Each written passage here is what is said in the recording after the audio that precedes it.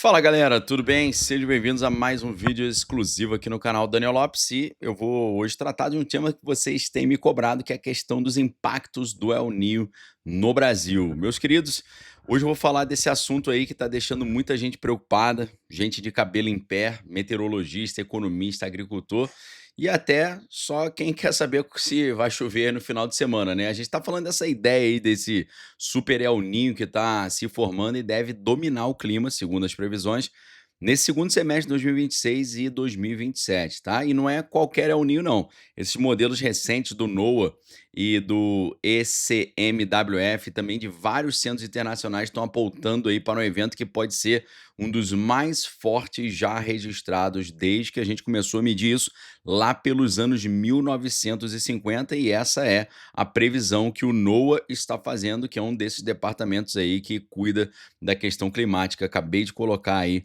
a matéria que a gente está usando como referência para esse estudo, tá? Antes de tudo, deixa eu explicar de um jeito bem simples para vocês o que é esse negócio, tá? O El Niño é quando a água da superfície do oceano equatorial, especialmente na região ali chamada Ninho 3.4, ela fica mais quente que o normal. Então, em geral, o El Niño é a água do mar aquecendo. E essa água quente, ela altera tudo, meu amigo. Ela altera o vento, ela altera a pressão atmosférica, o padrão da chuva no mundo todo. E quando o aquecimento passa de 2 graus Celsius acima da média, a gente já chama isso de um El Niño muito forte, ou popularmente, um super El Niño. Nos últimos 70 anos, só poucos eventos chegaram nesse nível.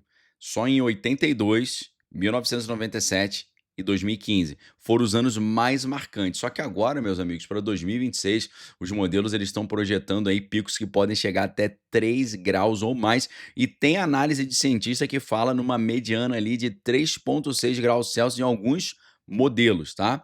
Se isso acontecer, se a gente tiver esse aumento aí de 3 graus Celsius, aí a gente já está falando sobre um recorde absoluto desse tipo de problema, perfeito? Vou colocar aqui para vocês uma outra matéria que a gente está usando de base aqui nesse estudo para você ver todas as referências, tá?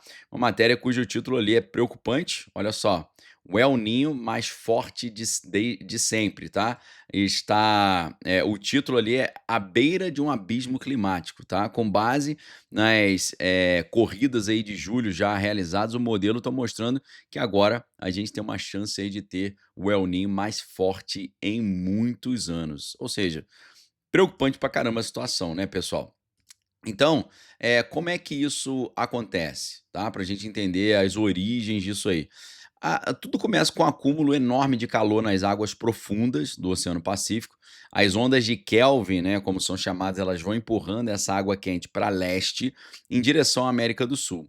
E aí os ventos alisos, que normalmente sopram do leste para oeste e acabam empilhando a água quente perto da Indonésia, perto lá da Austrália, eles às vezes se enfraquecem, às vezes eles até se invertem. E aí a água quente ela sobe para a superfície do Pacífico Central e Leste, e a atmosfera responde, ou seja, a circulação, que é chamada de circulação Walker, ela muda, e aí você tem uma zona de convergência se deslocando e o mundo inteiro sente esse efeito, tá? Tem uma curiosidade aí muito importante, porque o nome El Niño, não sei se você sabe de onde vem esse nome. O nome El Niño ele está diretamente relacionado com os pescadores peruanos. Você sabia disso? Coloca aí nos comentários se você conhecia essa história. Os pescadores peruanos eles notavam que perto do Natal as águas ficavam mais quentes e a pesca de anchova ali caía.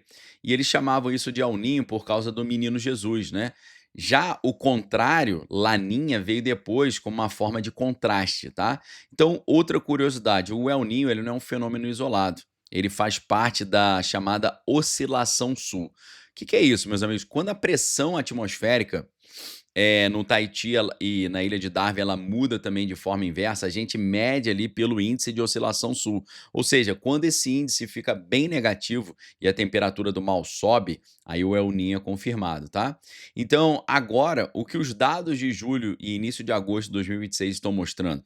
Eles estão mostrando, né, por exemplo, o NOAA confirmou que o El Niño já está estabelecido e tem 81% de chance de ser muito mais forte em outubro e dezembro de 2026. Lembrando que Quem acompanha o canal Daniel Lopes sabe que a gente tem falado sobre uma chance de ter um caos ali financeiro global para o mês de outubro. Eu estou falando isso desde 2023, tá? Então, vamos ficar atento. Deus queira que não aconteça, mas a gente vai ficar de olho aqui.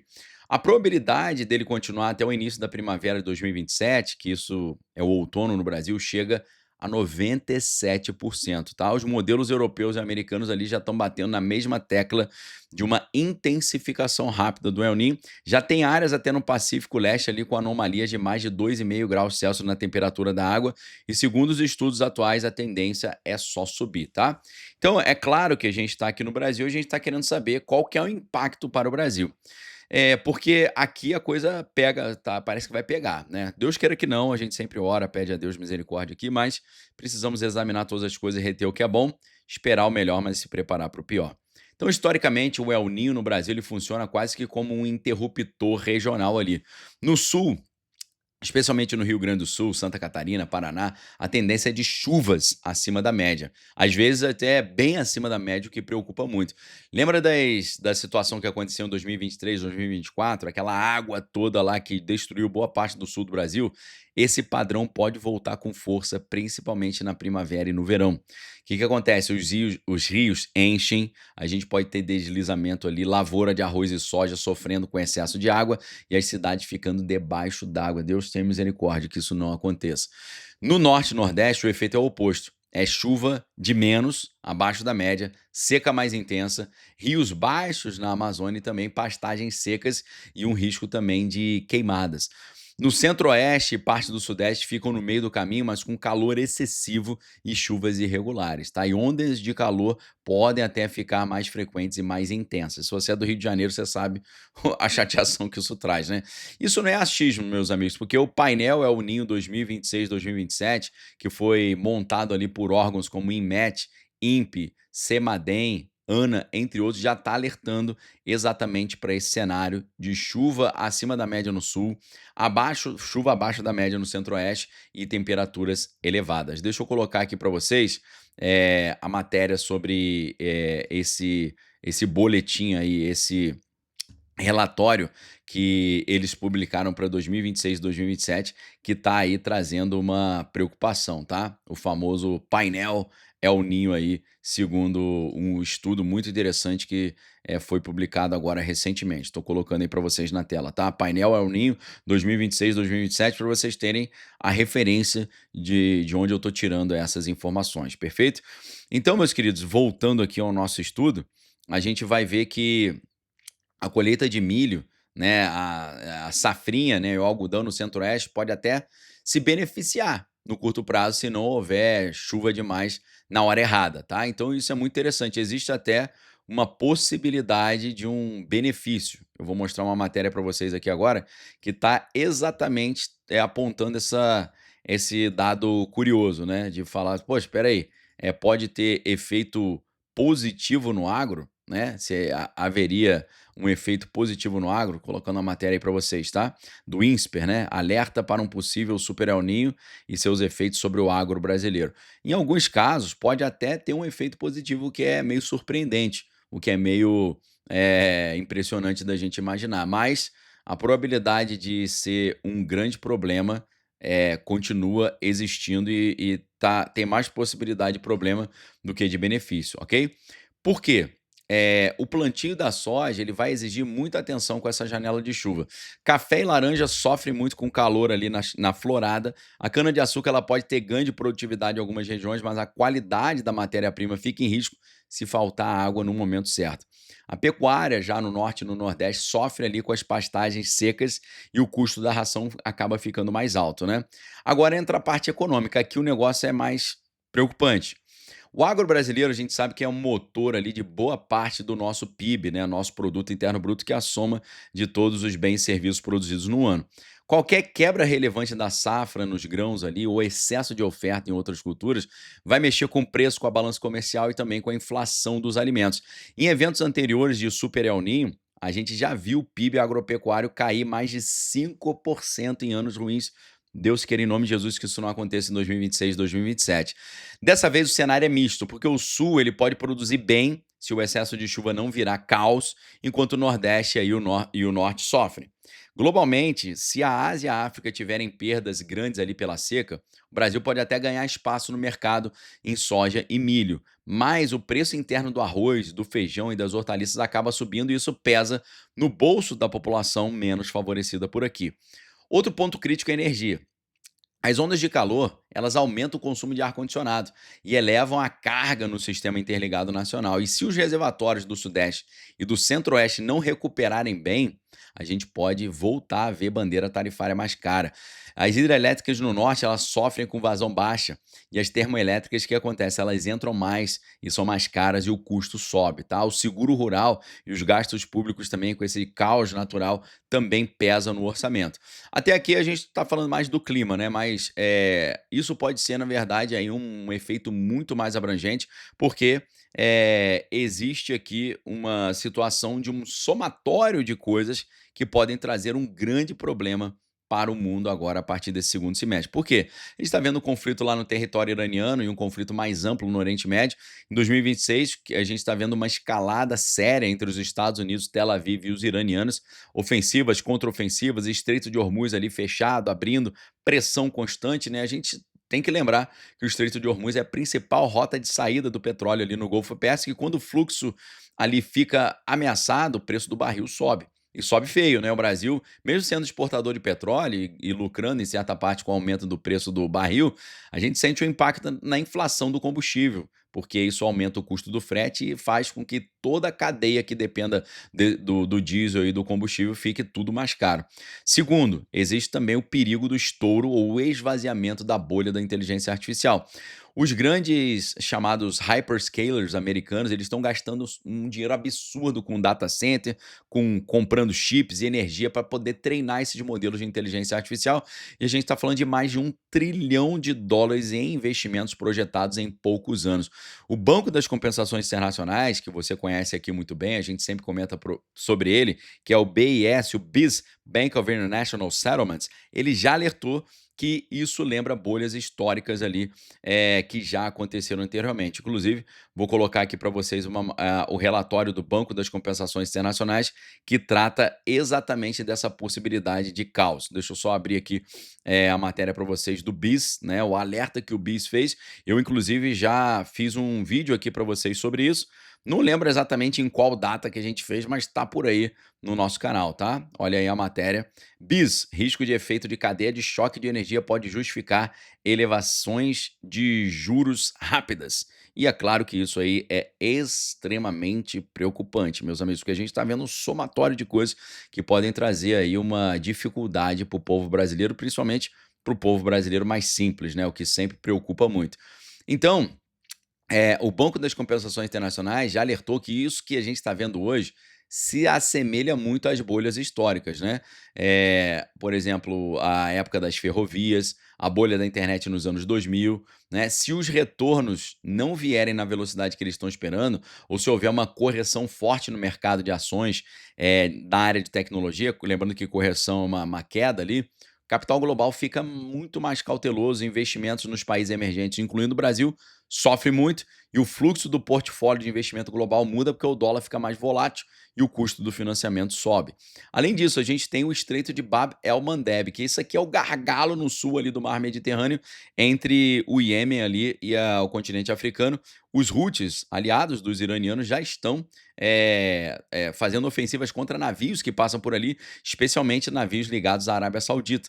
Em 2026, a circulação de embarcações por ali já está bem abaixo do normal, e se esse conflito se intensificar, o estreito pode ficar efetivamente fechado. Essa rota alternativa pelo Cabo da Boa Esperança fica muito mais longa, muito mais cara, o frete internacional sobe, e nesse contexto as commodities brasileiras como soja, minério e petróleo demoram mais para chegar e custam muito mais para transportar. Ao mesmo tempo, petróleo que sai pelo Mar Vermelho também fica mais caro, ou seja, é um clássico efeito ali de choque de oferta de energia e aumento de custo logístico, que é extremamente preocupante, né? A gente tem que ficar super de olho com o Estreito de Bab el-Mandeb, porque pode ser que ali a gente tenha problemas enormes caso essa mudança toda aconteça. Deixa eu colocar uma matéria que eu separei para vocês sobre isso. Tá aí, ó, o que acontece se os estreitos de Hormuz e Bab el-Mandeb forem fechados? Conflito no Oriente Médio ameaça bloquear duas das principais rotas de exportação do petróleo da região. Então, se além do estreito de Hormuz, o estreito de Bab el-Mandeb também for fechado, meus amigos, aí o impacto global é gigantesco. Voltando aqui, né? Além disso, a gente tem uma briga comercial entre Brasil e Estados Unidos. Você viu que os Estados Unidos acabaram de cancelar o visto da embaixadora brasileira lá nos Estados Unidos, uma medida sem precedentes. E é claro que isso traz um impacto sobre o Brasil, principalmente na área da inflação também. Em 2026, a gente está vivendo ali um tarifaço americano sobre produtos brasileiros, tarifas adicionais de 25% em cima de uma série de itens, mais uma segunda camada de tarifas de 12,5% em outras categorias. Isso resulta numa alíquota efetiva alta para boa parte da indústria e também de produtos agroindustriais. Nesse contexto, a carne, o café, o petróleo ficam isentos em grande medida, mas muitos outros itens não. Então o governo brasileiro está respondendo, falando em reciprocidade, tentando levar o caso para a Organização Mundial do Comércio, né? E o governo brasileiro está tentando marcar uma conversa com o presidente Donald Trump na ONU ali, para ver se eles conseguem achar um meio do caminho para resolver isso aí. Ou seja, clima diplomático azedo, isso reduz o acesso ao mercado americano exatamente no momento que o Brasil poderia precisar muito diversificar ou compensar essas perdas climáticas geradas pelo El Niño. Agora, tem um quinto ingrediente que muita gente ainda não está prestando atenção de verdade, que é o risco de quebra ou um desmonte do carry trade japonês ligado às decisões do Banco do Japão. Por quê? O que é isso?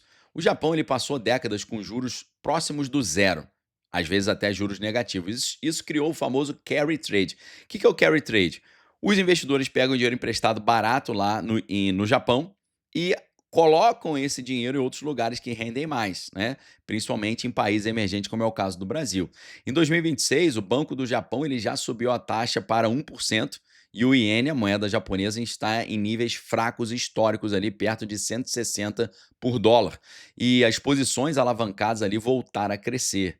E se o Banco do Japão acelerar esse aperto e intervir forte no câmbio, se o diferencial de juros com os Estados Unidos acabar encolhendo ali de forma rápida, esse sistema todo trilionário de investimento internacional pode desmontar muito rápido. Ou seja, o cara que pegou dinheiro baratinho no Japão para investir em outros lugares, ele pode não conseguir pagar de volta esse empréstimo que ele pegou se os juros no Japão sobem. Isso aconteceu em agosto de 2024, quando o Nikkei despencou e o mercado global deu uma tremida e uma nova oscilação dessa em 2026 e 2027 poderia secar a liquidez global, tirar o dinheiro de circulação, fortaleceu a moeda japonesa de forma brusca e isso força a venda de ativos de risco em todo o mundo e isso bate direto no real, nas bolsas dos países emergentes e no financiamento do Brasil, porque muita gente muitos investidores grandes pegam dinheiro emprestado no Japão baratinho, investem no Brasil e depois ganham muitos juros aqui no Brasil, né? E depois pagam esse empréstimo. Agora, quando você junta isso tudo, o Super El Niño ele mexe na produção agrícola brasileira de forma desigual. Seca no norte e nordeste e excesso de chuva no sul aumenta a volatilidade no preço da comida. Ao mesmo tempo, conflito no Oriente e essas ameaças no Estreito de Bab el-Mandeb vão empurrar o preço da energia para cima. Frete internacional fica mais caro, bolha da inteligência artificial, se ela começar a esvaziar de verdade, tira liquidez do mercado e aumenta a aversão a risco. E é claro que investimento no Brasil está relacionado a aceitar mais risco. E a disputa comercial do Brasil com os Estados Unidos fecha ali ou encarece uma porta importante ali de exportação.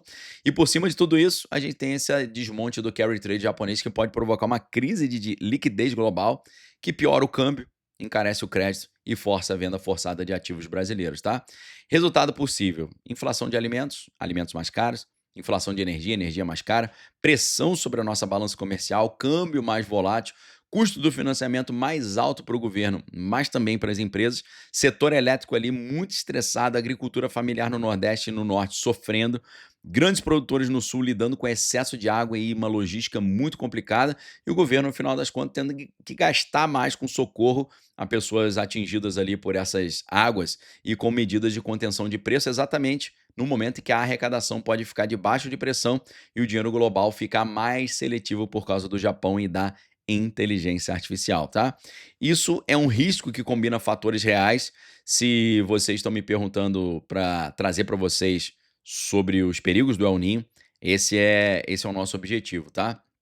O El Niño sozinho, ele já é um desafio muito grande. É quando você soma esse choque externo de energia, de comércio e de liquidez global e esse perigo de caos no carry trade japonês, aí vira uma tempestade perfeita de verdade, ok? Agora, algumas curiosidades aqui. Você sabia que o El Niño também afeta a temporada de furacões no Atlântico? Geralmente ele reduz a atividade porque aumenta o chamado cisalhamento do vento. Já no Pacífico Leste aumenta, tá? Além disso, também os peixes e as aves no El Niño eles sofrem muito porque a ressurgência de nutrientes nas costas peruanas e equatorianas diminui. Então é menos alimento para os peixes e para as aves. O El Niño ele tende a fazer com que os anos em que ele ocorre serem mais quentes no mundo, porque libera calor do oceano para a atmosfera. Por isso, 2026 2027 pode brigar pelo posto do ano mais quente já registrado, dependendo da intensidade desse super El Niño que está chegando, tá? Então, no Brasil, o monitoramento oficial está sendo feito ali de forma conjunta por vários órgãos. O INMET está publicando ali boletins periódicos, o CEMADEM fica de olho nisso e a agência ANA também acompanha a situação dos reservatórios. E agora os produtores rurais têm que acompanhar essas previsões de curto e médio prazo com atenção redobrada, tá? Então, meus queridos, essas previsões aí podem ser que elas não se cumpram e a gente até ora para que elas não se cumpram, especialmente a gente torce para que não tenha essa intensidade toda. A gente sabe que os modelos podem errar, mas a tendência atual é clara, né? O conjunto de riscos externos é real, incluindo o perigo do caos no mercado japonês que pode afetar o mundo todo, tá? Então, o problema é que esse super El Niño que está vindo agora, ele não vem sozinho. Está chegando um momento que o mundo já está lidando ali com instabilidade geopolítica no Oriente Médio e lá na Europa, mercado de tecnologia hiper investido, tensões comerciais entre Brasil e Estados Unidos, briga entre o governo brasileiro e o governo americano e fragilidade estrutural desse financiamento barato que vem do Japão. Então, para o Brasil, isso cria um cenário em que o clima deixa de ser ali só um problema setorial e vira, na verdade, ali um grande amplificador das nossas vulnerabilidades econômicas e sociais. Agora, meus amigos, eu estava assistindo uma entrevista com um dos economistas mais interessantes que existem no mundo, porque além dele ter trabalhado em Wall Street, ele trabalhou para a CIA também. Então esse cara tem muita informação privilegiada e ele nos dá insights assim muito importantes e ele já previu vários desses problemas que já aconteceram globalmente e ele tem apontado alguns detalhes ali muito interessantes, principalmente com relação ao preço do ouro como sintoma daquilo que está por vir. Então a pergunta que eu faço agora é: o que esse economista apontou como uma interpretação dentro dessa oscilação do preço do ouro? Eu gostaria de conversar sobre isso com vocês agora e, além disso, eu gostaria de trazer para vocês, diante desse cenário, 5 passos daquilo que um brasileiro de classe média precisa fazer para se proteger dessas consequências do El Niño e 5 passos para aquele brasileiro que está com dinheiro em caixa, que tem grana, para você poder investir e ganhar e lucrar com essas mudanças que estão chegando, porque crises são sempre momentos de grandes oportunidades também, tá certo? Então, para isso, eu gostaria de convidar você para ir para o nosso grupo de estudos, para o nosso lugar privilegiado, onde a gente estuda juntos ali e onde eu estou sempre com meus alunos de segunda a sexta, trazendo esse tipo de insight, esse tipo de orientação, como você protege a sua mente, a sua saúde mental, as suas finanças, tá?